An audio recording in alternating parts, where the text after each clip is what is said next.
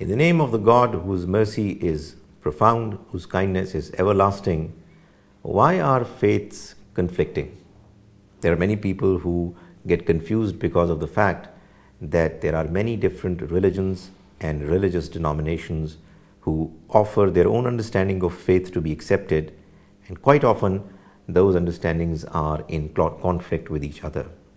The Muslim faith believes or requires a belief in a God who has no son, no progeny, but the Christian faith tends to give an understanding that God has a son. There have been many religious beliefs where God was given to be partnered with a number of other smaller deities, partners, and so on. So how is it that these beliefs turn out to be different from each other? If we have to believe in the unseen, why is it not that there could be only one faith? Well, the fact of the matter is that the life of ours is a trial, and it's a trial not only of our conduct, not only of our action, but it is also a trial of our understanding, our intellect, the way we proceed to accept or reject different points of view. Faith has to be the right one, or else one can be misled into believing what is not a reality. There have been many cases wherein people have actually made their faiths through their own intellect, through philosophical reflections. Of course, one has a right to do it if one doesn't have any other source which is more reliable and more confidence inspiring. But if we are presented with a faith which comes with a claim that it is from God, then of course if that faith is in conflict with another faith which is equally confidently presenting a claim that it too is from God, we are in a dilemma.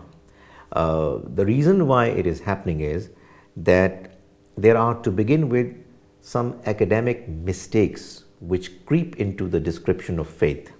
For example, according to our understanding, the biblical text, when it got translated, there were some words in the original text in Hebrew and Aramaic languages, and those texts were mentioning something which was closer to the understanding of a servant or a slave. Like in Arabic we have Abdullah, the slave of God, which got translated into son, the son of God. If the description of son would have been simply by way of an example, and it was not literal, then there wouldn't have been much harm done. But through the passage of time, through centuries of reading and understanding of that text, the Christians started believing that the word son, which was a translation of some original text, actually literally meant the Son of God. And of course, then people have their own desires. They believe that this Son, because we are attached to Him, is going to help us in coming closer to God, in enabling us to achieve what others will not be able to achieve. A sense of superiority over others is something that creeps into the mind. People get emotionally attached to their understanding of faith, which is not then questioned, and thus you have different versions of faith which creep up, and they are different from each other. So it is our desires, it is the lack of proper critical examination of faith, it is at times our prejudice, our ego, which causes faiths to be different and in conflict with each other.